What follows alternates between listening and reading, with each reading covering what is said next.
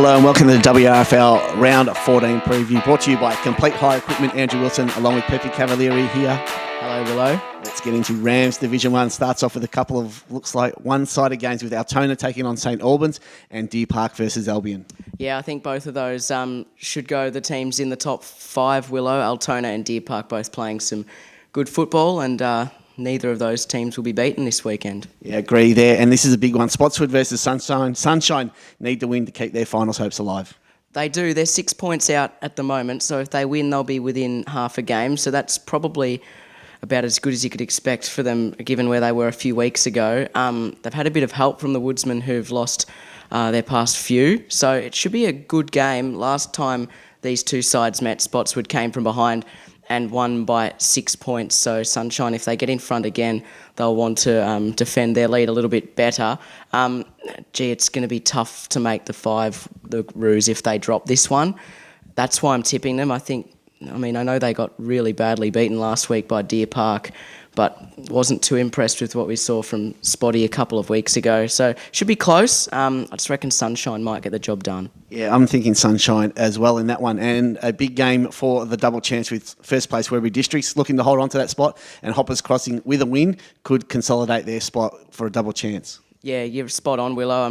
Double chance opportunities left, right and centre in the top 5, and you've got to take your opportunities. This is one of them.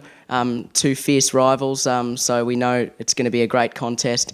Last time, Werribee won by a point, so it was an intense game. They came from behind to snatch it, so I expect them to do it again, I think, and protect top spot. Yeah, I think Werribee will win that one at home. The final game of Rams Division 1 is Wyndham, Vale and Caroline Springs.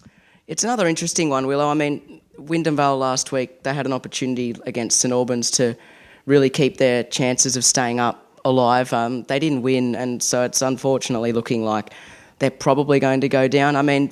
Still, mathematically, if they could snatch a win this week, they give themselves a glimmer of hope. And a good chance for them to build on what's been a good couple of weeks for them. They've been playing some better football, a win, and then, I suppose an honourable loss to St Albans last week, who had welcomed back some really good players when they really needed to. So I still think, though, Caroline Springs a bit too classy for them this week. Yeah, I agree. Even though it's at Wyndham Vale, I think Caroline Springs will get the job done. That was Rams Division 1. Now Division 2, North Footscray coming off a loss, hosting Auburn Vale. Should be too strong, North Footscray. Very disappointing last week. They were soundly beaten by Newport Power. So still lots to work with there for North Footscray, rather. Shouldn't have any issues beating Auburn Vale, but I think we'll get a really good indication as to where the Devils are at the moment, because they should be able to win comfortably. If they don't, then I suppose there's still some more questions to be answered. Yeah, at home, I think it will be a comfortable win. And the next game is Parkside taking on Newport Power. This is our match of the day on 88.9 Win FM. The winner, most likely, will be a game clear in 4th spot after both sides had fantastic wins last week. Yeah, you would think so. Really good game in the offing this time, Willow. Last time, Newport Power, 26-point winners at home, so it's at Parkside's home ground this week. So again, it makes a difference, the home ground, especially with those two teams. We know how well the Power plays on their home deck. I'm just tipping towards Parkside this week. It's a close game. It will be a beauty. We know what's on the line for both teams, a final spot potentially. So the Parkers for me. Yeah, same for me, being at home. West Footscray take on Point Cook, who haven't been playing that great of football the past few weeks. No, they haven't been, and West Footscray have been throwing in some really good performances, and I suppose on their home deck, you never know what they might be able to accomplish. Willow, you wouldn't imagine that they'd beat Point Cook, but if Point Cook, the same Point Cook that showed up last week, shows up to short and reserve, then we know teams find it difficult there. So it should be a really intriguing game for mine. I think it could be closer than perhaps many might assume, but I think Point Cook should be too good to get over the line. Yeah, agree. I think Point Cook will get the win there. Hopefully they kick more than 3 goals like they did last week. It's a very disappointing performance by Point Cook. And the final game of Division 2, Yarraville Seddon versus Manor Lakes. I think Yarraville Seddon Eagles will win this one, Willow. Again, they've shown they're a class above. Manor Lakes, though, an opportunity.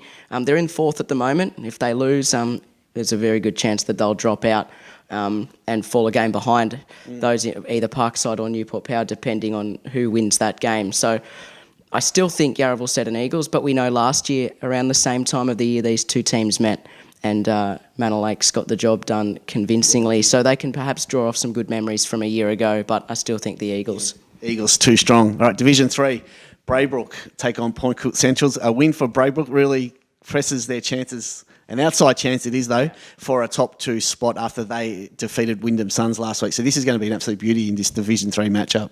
Well, they're certainly not too far away from a third place spot, and if they can win this weekend, absolutely a chance of that.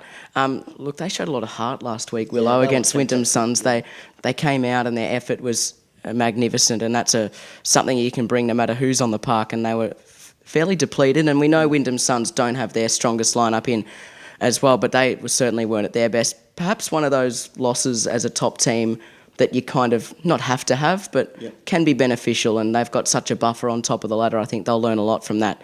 Wyndham Suns, I think if Braybrook can get some players back this week, they're a real chance, and that sounds really dumb considering they lost by 109 points last time these two teams met.